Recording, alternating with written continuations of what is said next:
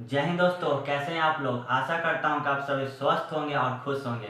दोस्तों, आज हम अपने इस वीडियो में वैदिक सभ्यता के बारे में देखेंगे। क्या दोस्तों, वैदिक सभ्यता के बारे में आज हम अपने प्राचीन भारतीय इतिहास की कड़ी में आगे बढ़ेंगे और हम लोग वैदिक सभ्यता के बारे में समझेंगे कि क्या है। तो बिना देर किए हुए हम लोग स्टार्ट करते हैं। क्या दोस्तों, वैदिक सभ्यता। क्या दोस्तों, वैदिक सभ्यता। दोस्तों, अगर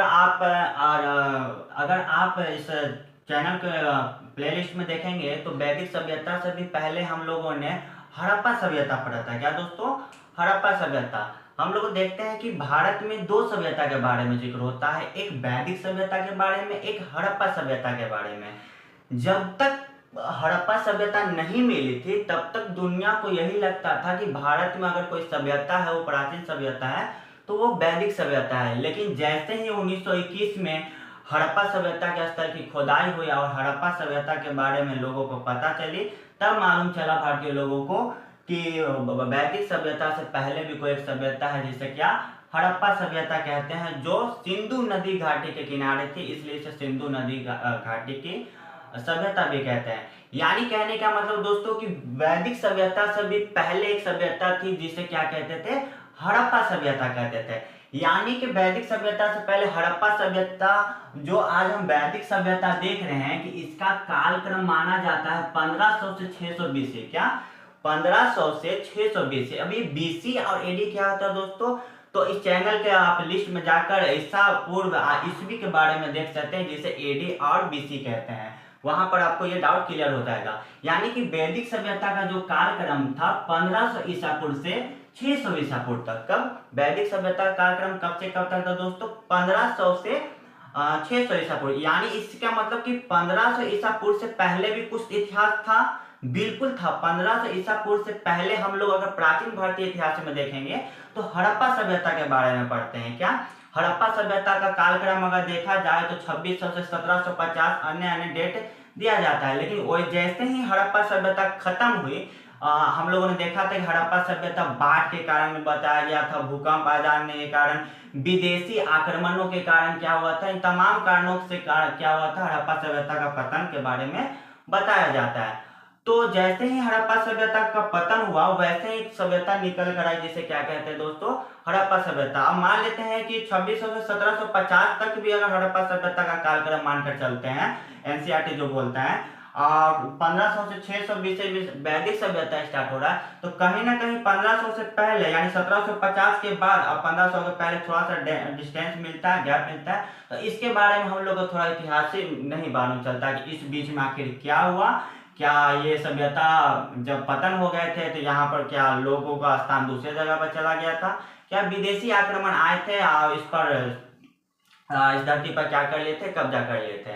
और दोस्तों, अगर पता हो कि जो हड़प्पा सभ्यता था कहीं ना कहीं उत्तर से पश्चिम के दिशा में बसा हुआ था। क्या उत्तर से दक्षिण के दिशा में सिंधु नदी के किनारे क्या हुआ था, बसा हुआ था। कहीं ना कहीं ये भी हम लोग देखते हैं कि वैदिक सभ्यता भी उत्तर तक ही सीमित थी, पूरे भारत में सभ्यता का विस्तार नहीं था। तो आइए दोस्तों हम लोग देखते हैं कि ये वैदिक सभ्यता के बारे में। क्या दोस्तों, वैदिक सभ्यता के बारे में।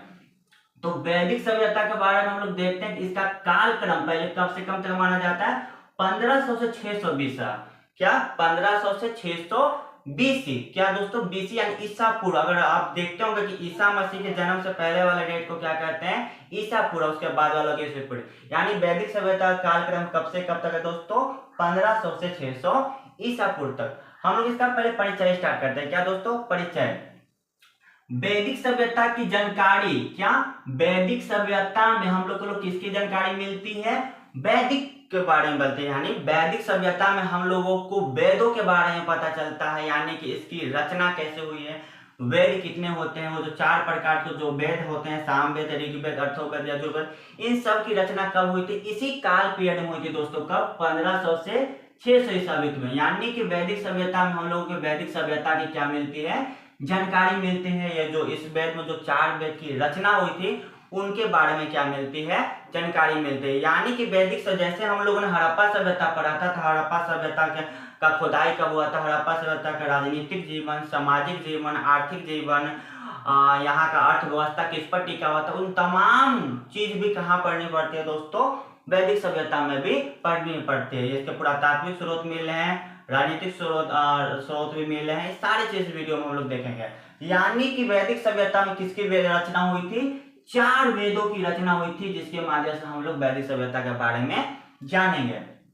आगे देखते हैं कि वेद शब्द का अर्थ क्या होता है। जो वैदिक सभ्यता में वेदों की रचना हुई, उस वेद का अर्थ क्या होता है? क्या होता है दोस्तों? ज्ञान होता है। क्या? वेद का अर्थ होता है यानी ज्ञान। ज्ञान ज्ञान अर्जित कौन करता है दोस्तों? महान व्यक्ति, उत्तम श्रेष्ठ व्यक्ति। इसलिए क्या दोस्तों, वेद शब्द का अर्थ क्या होता है? ज्ञान। अब हम लोग देखते हैं कि हड़प्पा सभ्यता के निर्माता के बारे में देखे थे, तो उसी तरह प्रकार से वैदिक सभ्यता के निर्माता यानी संस्थापक जिन्होंने इस सभ्यता को बसाया था, उसे क्या बोला गया दोस्तों? आर्य। कहा जाता है कि आर्य लोग जो ही थे, इस सभ्यता को क्या करने वाले थे?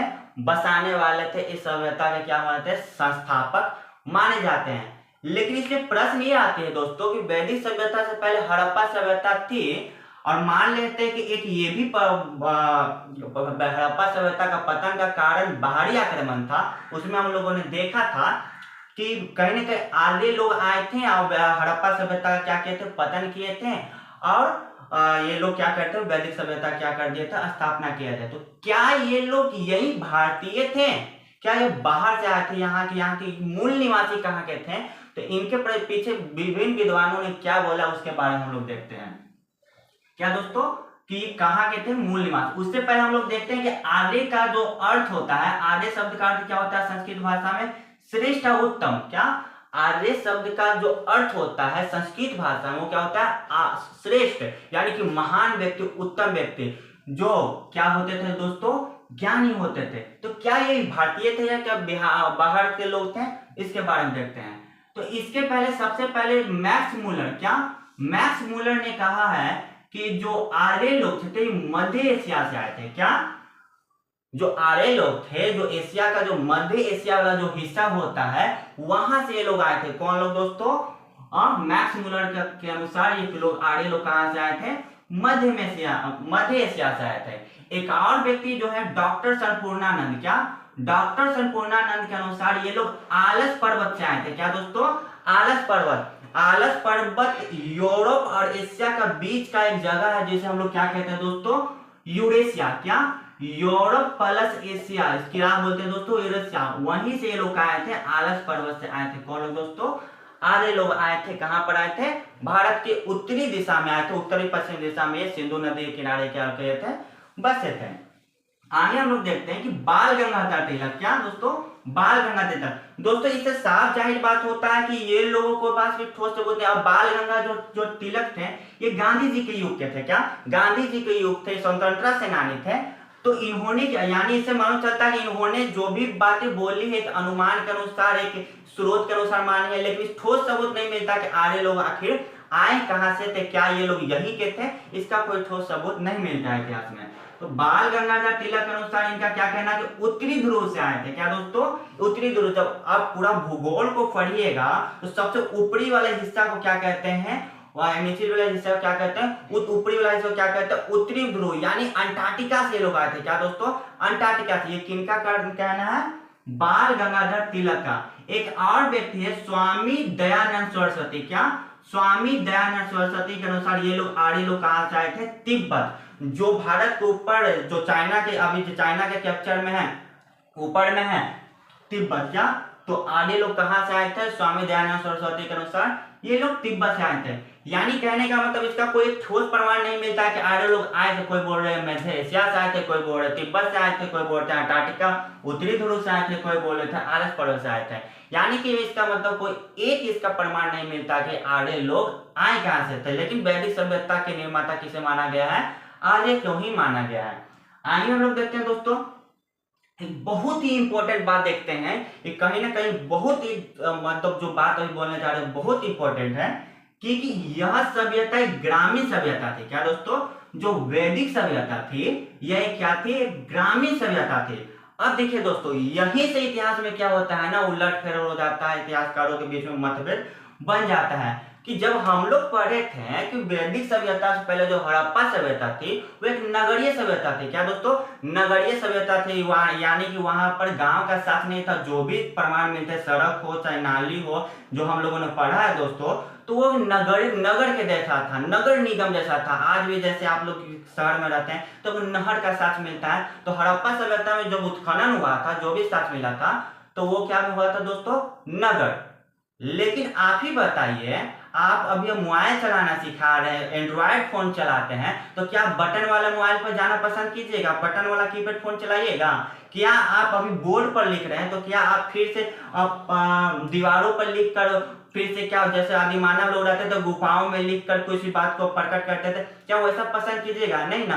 तो यहीं से हो जाता है कि जब हड़प्पा सभ्यता जो था वो नगरीय सभ्यता था, तो वैदिक सभ्यता ये ग्रामीण सभ्यता कैसे हो सकती है?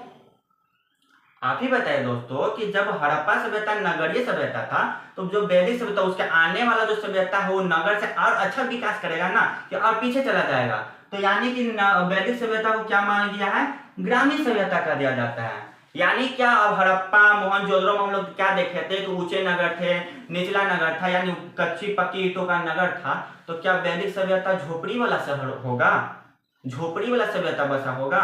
नदी पर हम लोग रहना सीख गए थे, समाज बनाना सीख गए थे, तो हम लोग और आगे बढ़ेंगे कि और पीछे जाएंगे? अब मान भी लेते हैं कि आर्य लोग अगर आए थे भी थे, तो क्या यहाँ के लोगों को मारे होंगे, यहाँ के लोगों को भगा दिए होंगे, अब खुद रहेंगे महल छोटे झोपड़ी में रहना स्टार्ट कर देंगे? आप ही बताइए दोस्तों। तो इसलिए कहीं ना कहीं ये मतभेद बना हुआ है इतिहासकारों में कि हड़प्पा सभ्यता जो नगरीय सभ्यता थे, तो उसके बाद की वैदिक सभ्यता जो ग्रामीण सभ्यता कैसे हो सकती है? लेकिन इसे बोला जाता है कि क्या थी? ग्रामीण सभ्यता थे। बात की बात है, ये तो पुरातात्विक विदों के बीच में, इतिहासकारों के बीच में आज भी मतभेद बना हुआ है। आगे लेकिन हम लोग देखते हैं दोस्तों, नोट में हम लोग देखें, क्या देखा कि यह ग्रामीण सभ्यता थी। अब हम लोगों ने देखा कि वैदिक सभ्यता जो है इसमें 4 वेदों की रचना हुई है। क्या दोस्तों? 4 वेदों। और जो वैदिक काल है 1500 से कब तक माना गया इसका कालखंड दोस्तों? 1500 ईसा पूर्व से 600 ईसा पूर्व, यानी 1500 BC से 600 ईसा पूर्व तक इसका क्या माना गया है? कालखंड माना गया है। अब हम देखते हैं कि वैदिक सभ्यता को भी 2 हिस्सों में बांटा गया है। क्या दोस्तों? जो वैदिक सभ्यता है उसको भी कितने हिस्सों में बांटा गया है? 2 हिस्सों में बांटा गया है। एक है ऋग वैदिक काल और दूसरा है उत्तर वैदिक काल। वैदिक को कितने भागों में? एक ऋग वैदिक काल और एक उत्तर वैदिक काल। अब देखिए 1500 से 600 यहाँ पर देखिएगा, जो सबसे पहला जो वैदिक था 1500 से 600 BC, यहाँ पर ध्यान दीजिएगा दोस्तों, 1500 से 1000 BC तक क्या बोला गया है? ऋग वैदिक काल।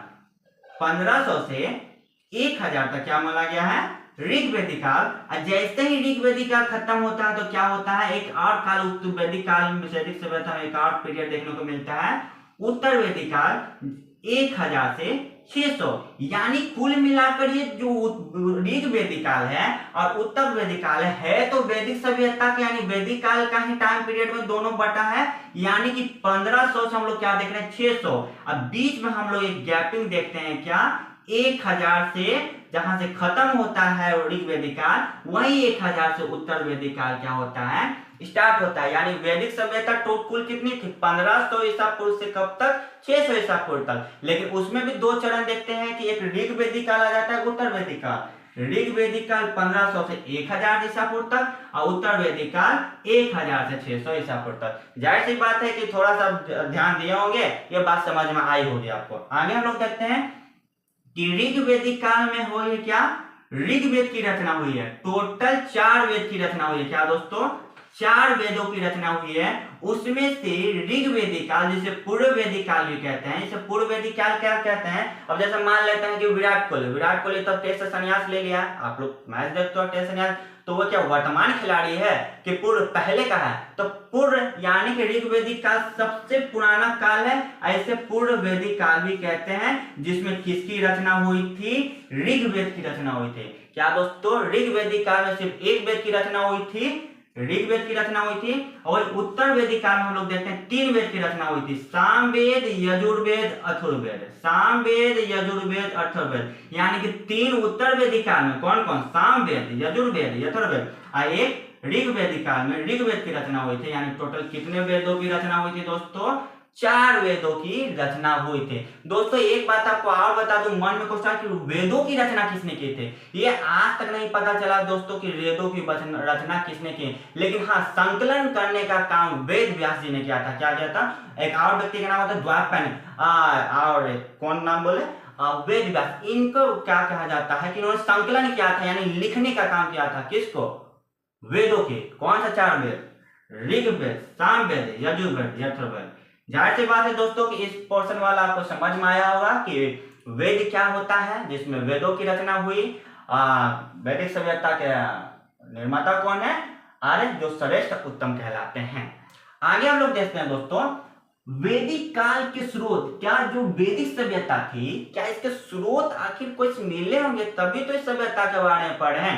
आप ही बताइए। आप अगर चैनल पर नए हैं तो पहले वाला वीडियो को जाकर देख सकते हैं कि वैदिक सभ्यता हम लोग हड़प्पा सभ्यता पढ़े थे। तो हड़प्पा सभ्यता में जो दयाराम साहनी जी के द्वारा जो खुदाई हुई थी, तो वहां से विभिन्न पुरातात्विक स्रोत, यानी उस सभ्यता से पुराने चीज मिले थे। तब हम लोगों को सभ्यता के बारे में क्या मालूम चली थी कि हाँ भाई, हड़प्पा से खुदाई हुई है, तो हड़प्पा नामक हड़प्पा नाम पर क्या रहता है, सभ्यता है जो सिंधु नदी किनारे थी। इसे मालूम चला था हाँ भाई, भारत में कोई प्राचीन सभ्यता भी है। तो उसी तरीके से यहाँ भी स्रोत मिले हैं। क्या क्या स्रोत मिले हैं, आइए हम लोग देखते हैं। पहला स्रोत जो होता है पुरातात्विक स्रोत। दूसरा क्या है? साहित्यिक स्रोत। पुरातात्विक स्रोत जो पुराने चीजों का अध्ययन करवाता है। साहित्यिक स्रोत जिसमें लिखित चीजों का क्या होता है? अध्ययन होता है। तो सबसे पहले जो पुरातात्विक स्रोत में एक अभिलेख मिला है, वो भी 1400 ईसा पूर्व में। कब? बोगा जब कोई अभिलेख, क्या बोगा जब कोई अभिलेख मिला है 1400 ईसा पूर्व में। कहां से मिला दोस्तों? ये मध्य एशिया से मिला था। क्या दोस्तों? ये मध्य एशिया से मिला था। कहां से दोस्तों? ये जो बोगा जब कोई अभिलेख है जो 1400 ईसा पूर्व में मिला है, कहां से मिला है? मध्य एशिया से मिला है। इस अभिलेख में इंद्र, वरुण और मित्र के बारे में चर्चा की है। इस अभिलेख में जब मिला है 1400 ईसा पूर्व में मध्य एशिया से, कौन सा अभिलेख? बोगा जब कोई अभिलेख। तो इसमें इंद्र भगवान और वरुण और मित्र के बारे में क्या मिला है? जानकारी मिला है। तो इससे मालूम चलता है कि ये वैदिक सभ्यता से रिलेटेड है, क्योंकि जब आप सब वेद पढ़िएगा तो उसमें भी वरुण, इंद्र के बारे में चर्चा की गई है। आगे हम लोग देखते हैं साहित्यिक स्रोत। साहित्यिक स्रोत में हम लोग 4 वेद होता है, उपनिषद होता है, वेदांग होता है, अरण्यक होता है। ये सब किसके स्रोत को दर्शाता है दोस्तों? वैदिक सभ्यता के बारे में क्या जानकारी मिलती है। यानी इस बीच में जो भी रचना हुई वो किसकी जानकारी देते हैं दोस्तों? जो लिखित रूप में है वो किसकी देते हैं? वैदिक सभ्यता की, यानी कि वैदिक काल के बारे में बताता है। हम लोग उपनिषद क्या होता है, वेदांग क्या होता है, अरण्य क्या होता है, आश्रम व्यवस्था कितने, तो इन सभी चीजों को हम लोग नेक्स्ट वीडियो में अलग से इसके बारे में हम लोग वीडियो बनाएंगे, जिसमें प्राचीन इतिहास को वहां पर डीपली हम लोग पढ़ाएंगे दोस्तों। अब बिल्कुल उस वीडियो को छोड़िएगा नहीं, देखिएगा।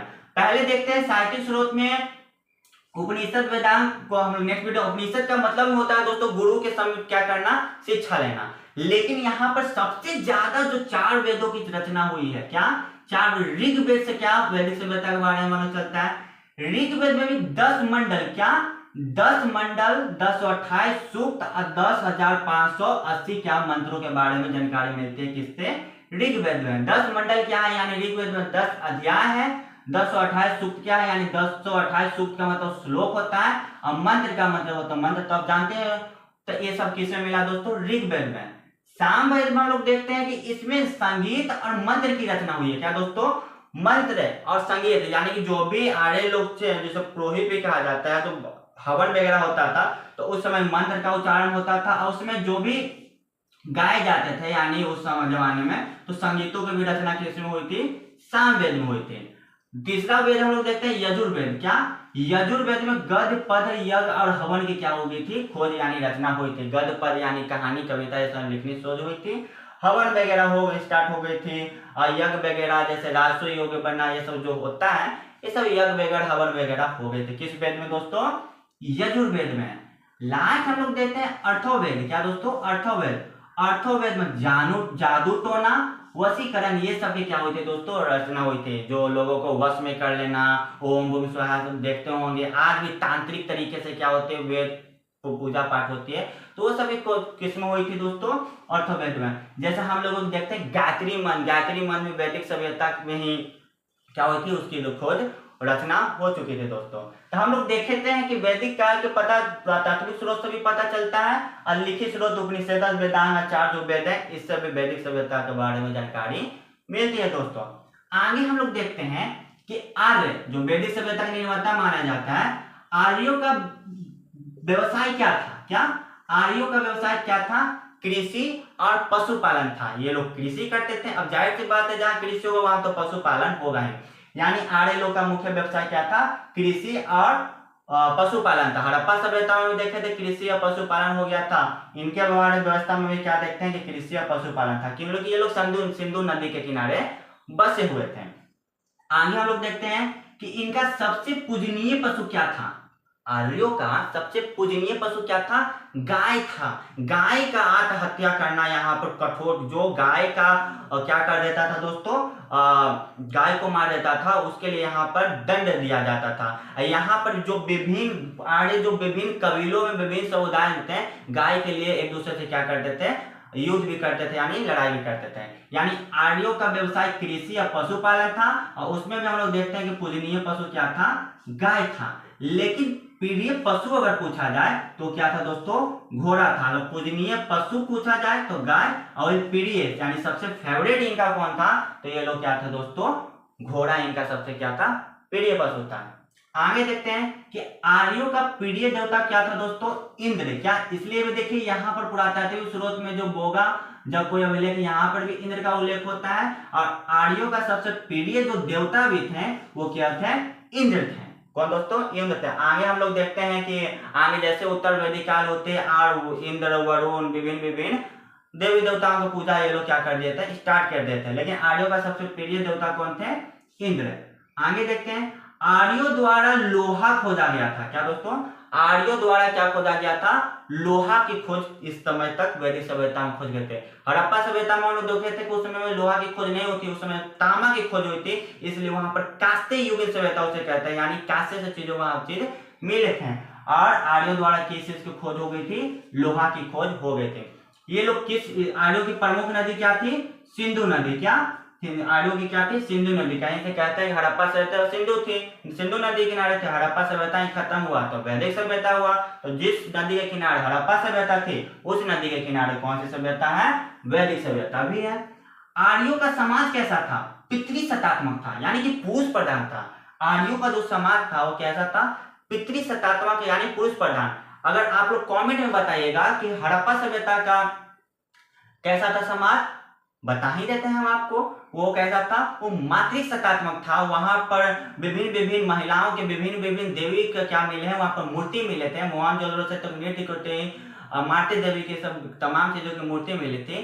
तो वहां पर महिलाओं को सम्मान दिया जाता था, इज्जत दिया जाता था। लेकिन जैसे ही आर्य का समाज जो आता है, यानी वैदिक समय तक जो समाज था, ये पितृ समाज था, यानी पुरुष प्रधान, यानी कि यहाँ पर पुरुषों का क्या था दोस्तों, दबदबा था।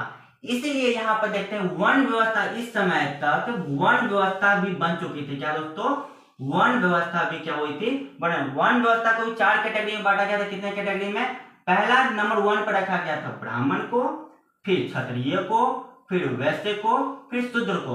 वर्ण व्यवस्था में लोग क्या देखते हैं, वर्ण व्यवस्था में पहले ब्राह्मण को रखा गया था सबसे ऊपर, फिर क्षत्रिय को, वैश्य को, शूद्र को। इसके बारे में हम लोग अलग से वीडियो चर्चा करेंगे, लेकिन इसके बारे में थोड़ा जान लेते हैं। कहा जाता है कि ब्राह्मण को सबसे श्रेष्ठ माना जाता था। क्या दोस्तों, ब्राह्मण जैसे यज्ञ करना, हवन करना, वेदों का अध्ययन करना, ये सब किसका काम होता था, ब्राह्मण। ब्राह्मण कहने का मतलब जो ब्रह्मा जी के मुंह से निकला हो, मुंह से निकला उसे क्या कहते थे, ब्राह्मण। दूसरे नंबर पे जो आता था क्षत्रिय। क्षत्रिय के बारे में कहा जाता था कि ये युद्ध में कौशल होते थे, ये जो भी समाज था उनकी रक्षा करते थे। और कहा जाता है कि क्षत्रियों को ब्रह्मा जी के भुजाओं से, यानी जो शोल्डर होता है, कंधा, यानी शक्तिशाली होता है, उनसे इसकी क्या हुई थी, उत्पत्ति हुई है।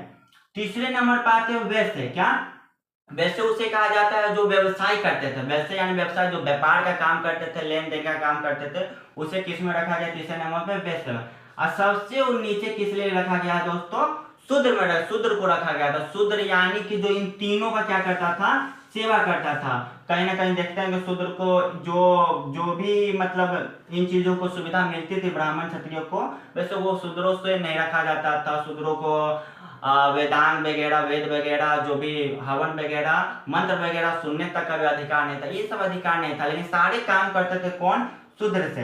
तो ये तो बात की बात, तो उस समय को वन व्यवस्था थी, लेकिन आज इस समय नहीं चलती। आज सभी जमाना कुछ और है दोस्तों। आज हम लोग 2025 में जी रहे हैं। आज जमाना कैसा आ गया, आज सभी कोई उच्च जाति को, चाहे नीच जाति को, चाहे गरीब हो चाहे अमीर हो, सबको सब चीजों पर क्या है, बराबर का क्या है दोस्तों, हक है। क्या शिक्षा पर सबका अधिकार नहीं है?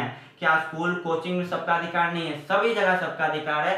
ये वो जमाना गया कि शूद्रों को कुआं, जिस कुएं में ब्राह्मण क्षत्रिय लोग पानी पीते थे उसमें शुद्धों को पानी पीने का अधिकार नहीं था। तो वो प्राचीन सभ्यता थी। आज सभ्यता कुछ और है। तो जाहिर सी बात है दोस्तों, अगर ये वीडियो आपको वैदिक सभ्यता समझ में आई होगी, तो अगर यह वीडियो आपको अच्छा लगा हो तो चैनल को सब्सक्राइब करें, लाइक करें और ज़्यादा से ज़्यादा शेयर करें। और अगर प्राचीन सभ्यता से पहले हड़प्पा सभ्यता का आपको वीडियो देखना है तो चैनल के लिस्ट पर आप जाकर उन तमाम चीज़ों को देख सकते हैं। इसका पूरी से क्या होता है कि अगर आप स्टार्टिंग से किसी भी चीज़ को पढ़ेंगे तभी जाकर आपको अच्छे ढंग से सभ्यता होगी। इसको आप चाहे तो एक वीडियो को फिर से देखें, जरूर समझ में आएगा। आप नोट्स बनाते हुए चले, क्योंकि लिखते हुए चलेगा तो और अच्छे ढंग से आपको क्या होगी, समझ में आएगी। जय हिंद दोस्तों।